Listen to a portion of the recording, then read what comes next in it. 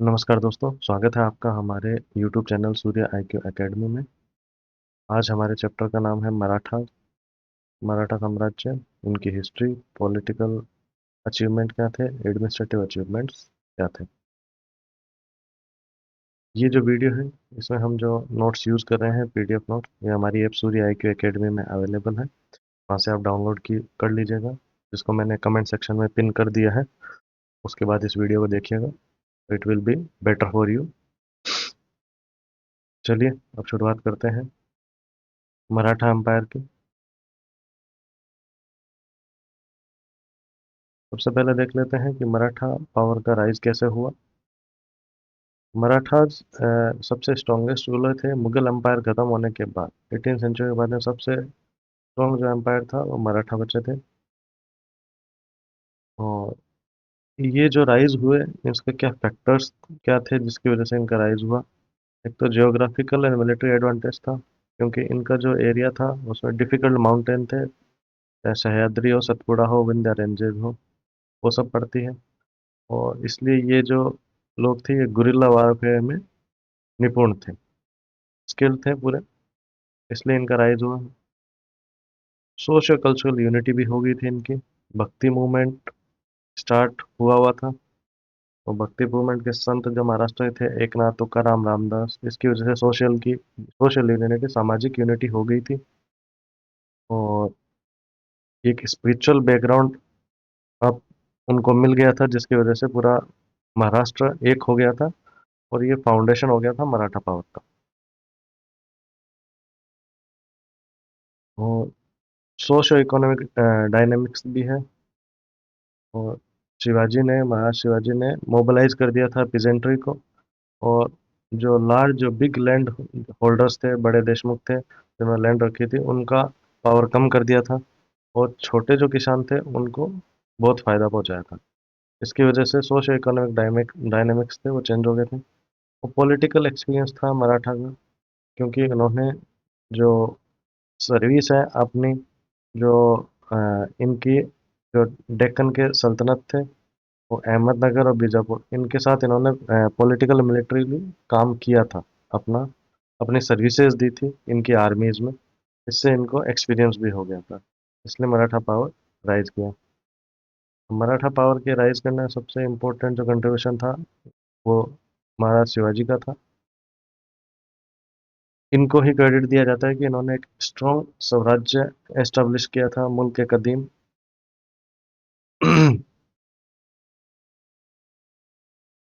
उनके फादर जो शाहजी भोसले थे, वो सर्व किए थे, निजाम रूलर थे अहमदनगर के,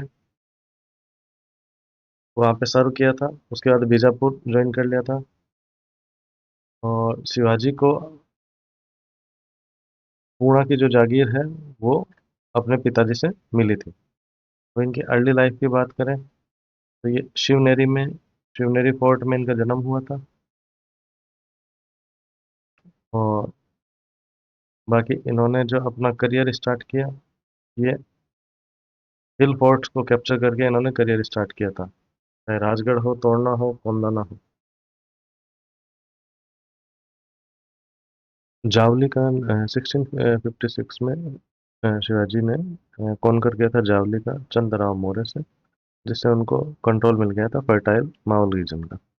अफजल खान इंसिडेंट 1659 में शिवाजी ने मर्डर कर दिया था अफजल खान का, जो कि एक नोबेल थे बीजापुर के near Pratapgarh. Battle of Pawankhind एक smaller Maratha force led by Baji Prabhu देश पांडे ने एक बड़े एनिमी को रोक के रखा था, ताकि शिवाजी को टाइम मिल जाए वहां से एस्केप होने का। शाइस्ता खान के साथ 1663 में उन्होंने एक मिडनाइट रेड की थी शाइस्ता खान पे, मुगल गवर्नर थे उस टाइम के, पुणे में, जिसमें वो घायल हो गए थे। शिवाजी ने 2 बार सूरत पोर्ट का भी प्लंडर किया था, लूटा था, जो कि एक मेन पोर्ट था मुगल्स का। पुरंदर की ट्रीटी राजा जय सिंह के साथ 1665 में इन्होंने ट्रीटी की थी, टू सरेंडर 23 ऑफ 23 पोर्ट इन्होंने सरेंडर कर दिए थे 35 में से। तो ट्रीटी ऑफ पुरंदर एक काफ़ी इंपॉर्टेंट क्वेश्चन है, एग्जाम में कई बार पूछा गया है, पूछा जाता है। ये आप याद कीजिएगा। चलिए आगे चलते हैं। आगरा विजिट। शिवाजी ने औरंगजेब के आगरा कोर्ट में विजिट किया था, बट उनको वहाँ पे बंदी बना लिया गया था। बट थोड़े दिनों के बाद वो वहाँ से भाग निकले थे, एस्केप हो गए थे। शिवाजी ने मुगल्स को हराया भी था, बैटल ऑफ सालहेरी, सालहेर के बैटल में हराया था। और 1674 में शिवाजी ने खुद को महाराजा छत्रपति के नाम से क्राउन कर लिया था। कर्नाटका में दो प्लेसेस को इन्होंने एनेक्स कर लिया था, दो में कैप्चर कर लिया था, जिंजी और वेलोर को। 1680 में एट द एज ऑफ 52 महाराज शिवाजी की डेथ हो गई थी।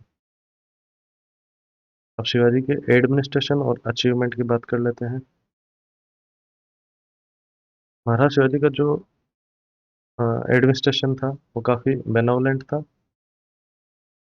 परोपकारी तानाशाही थे वो, डेस्पोटिज्म। वो इसमें सेंट्रलाइज्ड पावर थी।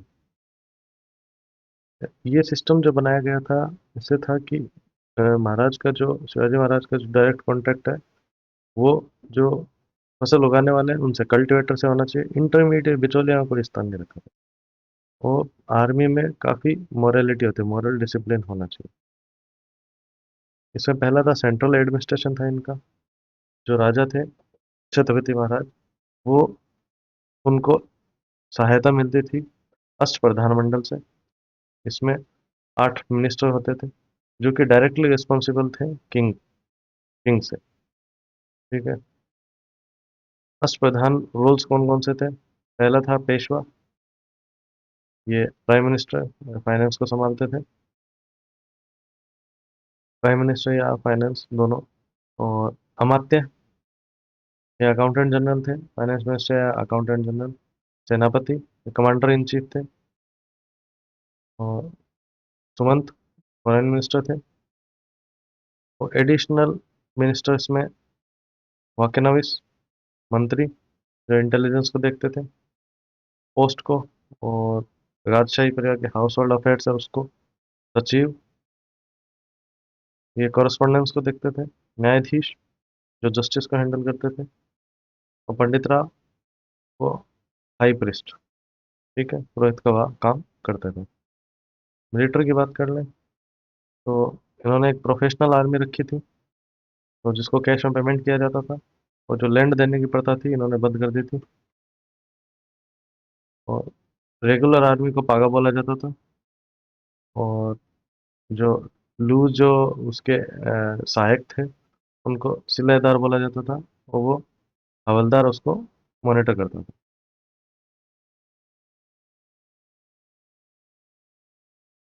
रेवेन्यू सिस्टम की बात कर लें, मालिक अंबर का जो रैयतवाड़ी सिस्टम है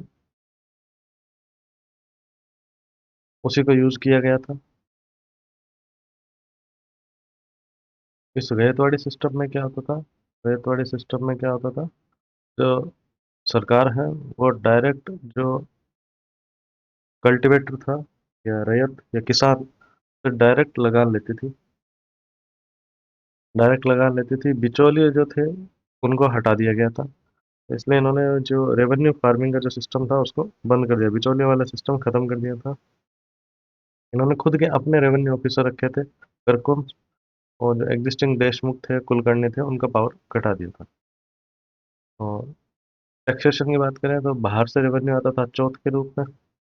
इसमें 1/4 लेट का रेवेन्यू दिया जाता था ताकि मराठा एम्पायर उस पर रेड ना करे। और देशमुख की एडिशनल एडिशनल 10% मिलता था, जहाँ पे मराठा का पुराना राइट्स था और उनका अधिकार था उन लैंड से। शिवाजी ने टेरिटरी को तीन प्रांतों में डिवाइड किया था। प्रांत व डिवाइडेड प्रोविंसेस व डिवाइडेड इनटू प्रांत, तीन भागों में डिवाइड किया था। और प्रोविंसेस और उसको प्रांत में, और प्रांत को डिवाइड किया गया था परगना में। तो अब इनके सक्सेसर कौन थे? इनके सक्सेसर शिवाजी महाराज सक्सेसर और पेशवा का राइज। संभाजी का जो रेन था, शिवाजी सन संभाजी, वो मनसबदार थे मुगल्स के, as per treaty of Purandar के अकॉर्डिंग। वो मनसबदार थे। और इनके टाइम पे बहुत सारे मुगल एम्पायर में युद्ध हुए थे, और अदर पावर्स के अगेंस्ट भी, चाहे वो सिद्दी हो, मैसूर हो, पुर्तगीज हो। संभाजी को कैप्चर कर लिया गया था, टॉर्चर किया गया और मुगल्स ने एग्जीक्यूट कर दिया था। और इनके बाद में इनके ब्रदर ने सक्सीड किया था राजाराम वन ने। राजाराम वन के बाद में शाहू जी का रहना है। और शाहू जी का के बाद में जो ये एम्पायर था, वो पेशवा को चला गया था पुणे में। और छत्रपति का जो पावर था वो केवल एक फिगर बन के रह गया था। मेन पावर जो था वो पेशवाज के पास में था।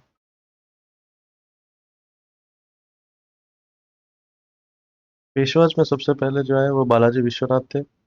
और इनको टाइटल दिया गया सेना कर्ता का, बस साहू जी के द्वारा दिया। सेना करते मतलब maker of the army, maker of the army, army का निर्माता। और इन्होंने जो अपनी पोस्ट है वो हेरिडिटरी बना दी थी, मतलब पीढ़ी दर पीढ़ी चलती रहे। और इन्होंने ही सिक्योर किए थे मुगल एम्पायर थे फारूक शियार, उनसे चौथ और देशमुखी है, 6 मुगल प्रोविंस से कलेक्ट करने का जो राइट था इन्होंने ही सिक्योर किया था। इसके बाद में आया बाजीराव फर्स्ट। ये सबसे एक्सपर्ट माने जाते हैं गुरिल्ला वारफेयर में। और इन्होंने जो अपनी कैपिटल थी वो सतारा से पुणे शिफ्ट की थी। इन्होंने निज़ाम उल मुल्क को हराया भी था 1737 में। और इन्होंने जो ट्रीटी की दुरई सराय की, और ये ट्रीटी हुई थी, वो भी इसी पीरियड में हुई थी। और इन्होंने सालसेट और बसीन को पुर्तगीज से battle of Vasai Vasai battle of Vasai में जीत लिया। वसई मुंबई के पास में जगह है, वो वहां से कैप्चर कर लिए थे ये दोनों पुर्तगीज से। और इनकी सबसे फेमस कोट है मुगल्स के लिए, let us strike at the trunk of the weathering tree and branches will fall of themselves. इसका मतलब है हमें सूखते हुए पेड़ के तनों पर प्रहार करना चाहिए और शाखाएं अपने आप गिर जाएंगी। ये इसलिए कह रहे थे कि उस टाइम मुगल जो एम्पायर था वो काफी वीक हो गया था। ठीक है, अगर उसको उस पे अगर हम स्ट्राइक करते हैं तो पूरा एम्पायर गिर जाएगा और मराठा पावर में आ सकते हैं।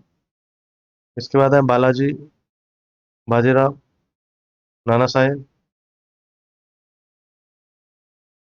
और इन्होंने जो एग्रीमेंट किया, संगोला एग्रीमेंट, जिसमें फॉर्मली जो पूरा पावर है वो पेशवा को मिल गया था। इन्होंने नवाब ऑफ बंगाल अलीवर्दी खान को भी हराया था। और इन्होंने अहमद शाह के साथ एक एग्रीमेंट किया था, अगर वो प्रोटेक्ट करेंगे मुगल एम्पायर को, अगर वो नॉर्थ वेस्ट प्रोविंस और आगरा और अजमेर प्रोविंस की जो चौथ है उसका राइट अगर मराठा को दे दिया, तो हम अ, मुगल एम्पायर को प्रोटेक्ट करेंगे। और जो मराठा का जो एम्पायर जो बढ़ रहा था, वो आप मान सकते हैं कि खत्म हुआ, या आप मान लें उसमें डिक्लाइन आया, तो वो आया थर्ड बैटल ऑफ पानीपत में, जहाँ पे बालाजी बाजीराव और उनके बेटे विश्वास राव दोनों की डेथ हो गई थी। इसके बाद में सब्सिक्वेंट पेशवा लीनियज में माधवराव आए, फिर नारायण राव आए, सवाई माधवराव आए, फिर बाजीराव सेकेंड आए। मराठा का जो मराठा संघ जो था या कन्फेडरेसी थी, स्ट्रक्चर था, बाजीराव वन ने उसको फॉर्मलाइज किया था। और इसमें प्रोमिनेंट फैमिलीज की बात करें, जिनमें मतलब ऑटोनॉमस एडमिनिस्ट्रेशन था, उसमें प्रोमिनेंट फैमिली पेशवास थे पूना में, गायकवाड़ थे बड़ौदा में, भोसले नागपुर में, होलकर्स इंदौर में, और सिंधिया ग्वालियर में। ये प्रोमिनेंट जो फैमिलीज थी मराठा एम्पायर में। अब बात कर लेते हैं कि जो मराठा एम्पायर थे उन्होंने उनके जो कॉन्फ्लिक्ट हुए थे वो ब्रिटिश से हुए थे, उसको एंग्लो मराठा वार भी बोलते हैं। तो ये जो फर्स्ट एंग्लो मराठा वार हुआ था, और ये हुआ था, ब्रिटिशर्स ने सपोर्ट किया था रघुनाथ राव का क्लेम का।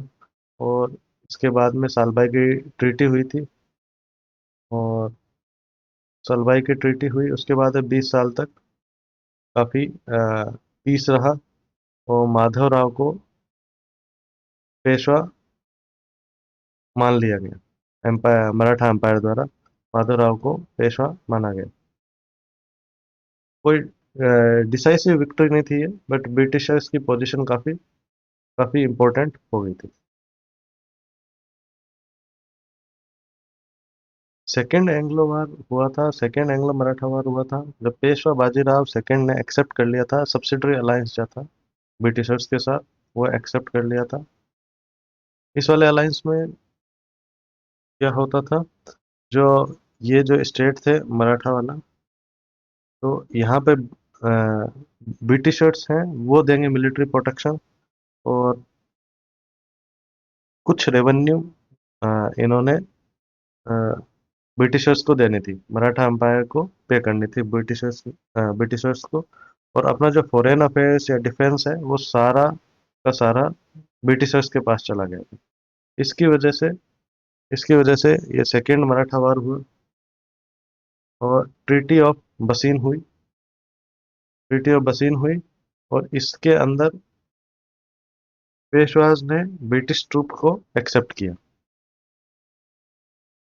और मराठा रूलर्स को ब्रिटिशर्स की वैसले जागीरदारी बना दिया गया था। तो मराठा रूलर्स का काफ़ी स्टेटस यहाँ पे खत्म हो गया था। थर्ड एंग्लो मराठा वार जो हुआ, तो लॉर्ड हेस्टिंग्स जो थे उन्होंने डिसाइड किया था कि जो मराठा है वो उसको पूरा डिस्ट्रॉय किया जाए। ये इसकी वजह से हुआ था कि जो पिंडारी थे वो उन्होंने लूटना स्टार्ट कर दिया था। उनकी इनकम कम थी तो उन्होंने लूटना स्टार्ट कर दिया था।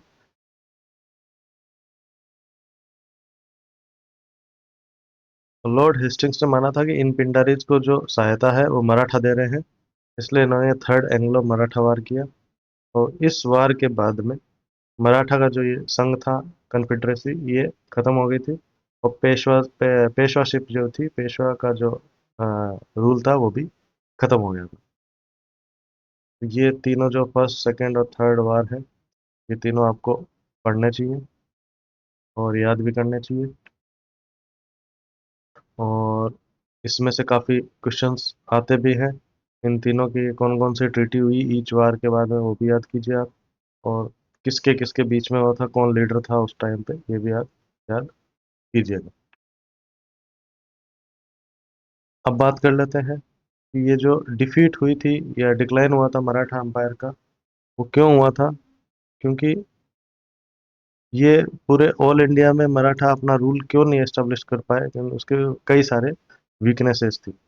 एक तो पॉलिटिकल स्ट्रक्चर काफ़ी फॉल्टी था, क्योंकि ये जो संघ था इनका या कन्फेडरेशन था, ये काफ़ी वीक था। ऐसे कोई फॉर्मल एग्रीमेंट सॉर्ट नहीं था इनके बीच में। तो जो जितने भी ये फैमिलीज थी वो अपना अपना राइट्स चाहती थी, तो सब ऑटोनॉमस थे। एज ए सिंगल आर्मी की तरह ये काम नहीं करते थे, आपस में ही लड़ते रहते थे। दूसरा, इनकी मिलिट्री पावर भी कम थी, क्योंकि इन्होंने मॉडर्न जो आर्टिलरी थी, फायरआर्म्स थे, यूरोपियन की तरह वैसा नहीं किया था। और लीडरशिप भी लास्ट में जब पेशवाज की जो लीडरशिप थी, जैसे बाजीराव सेकंड थे, और इनकी लीडरशिप या पॉलिटिकल इंसाइट आप बोल सकते हो काफ़ी वीक थी। तो ये इंग्लिश ऑफिशियल्स को उनका जो पावरफुल बन गए थे तब तक, उसको हैंडल नहीं कर पाए। ये भी एक रीज़न था। इकोनॉमिक इनस्टेबिलिटी भी आ गई थी, क्योंकि इन्होंने कोई स्टेबल इकोनॉमिक पॉलिसी बनाई नहीं थी। ये सब केवल चौथ और स्वदेशमुखी के भरोसे चल रहे थे। लॉन्ग टर्म जो आपको एक एडमिनिस्ट्रेटिव स्ट्रक्चर बनाना होता है कि ऐसा ऐसा रेवेन्यू आएगी, इस स्टेट से आएगी, ये आएगा, वो सब इन्होंने काम नहीं किया था। और पॉलिटिकल फोरसाइट भी नहीं थी, क्योंकि इन्होंने किसी भी नॉर्दर्न स्टेट से किसी से अलायंस भी नहीं किए थे। अगर आप मल्टीपल अलायंस करते हो तो इससे क्या होता है कि किसी के ऊपर भी अटैक होगा तो सारे मिलकर उससे लड़ेंगे, वो भी इन्होंने नहीं किया था। इसकी वजह से क्या हो गया, इसका डिक्लाइन हो गया। और थर्ड एंग्लो मराठा वार जो अभी अपन ने पढ़ा था, वो होने के बाद पेशवा बाजीराव सेकंड को हरा दिया गया था और उनको कैप्चर करके इनको कानपुर के पास रख दिया गया था। ठीक है। और कानपुर के पास एक जगह है बिठूर, वहां पे ये थे। ठीक है। और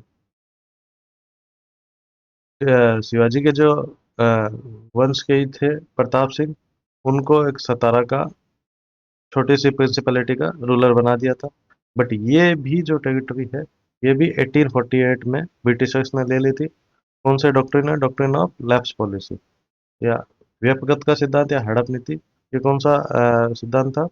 इसमें अगर आपका खुद के ब्लड का कोई मेंबर नहीं है, तो आपकी आपके मरने के बाद में जो भी आपकी संपत्ति है वो ब्रिटिशर्स को मिल जाती थी। तो इनके बाद में अगर कोई जैसे प्राकृतिक आपका या नेचुरली बोर्न कोई आपका मेल उत्तराधिकारी नहीं है, तो ये जो रियासत थी पूरी, कोई भी रियासत हो, वो ब्रिटिशर्स में मर्ज हो गई। तो 1848 के बाद में ये जो था सतारा की जो म्यूनिसिपैलिटी थी, प्रिंसिपैलिटी, ये भी ब्रिटिशर्स में चली गई थी।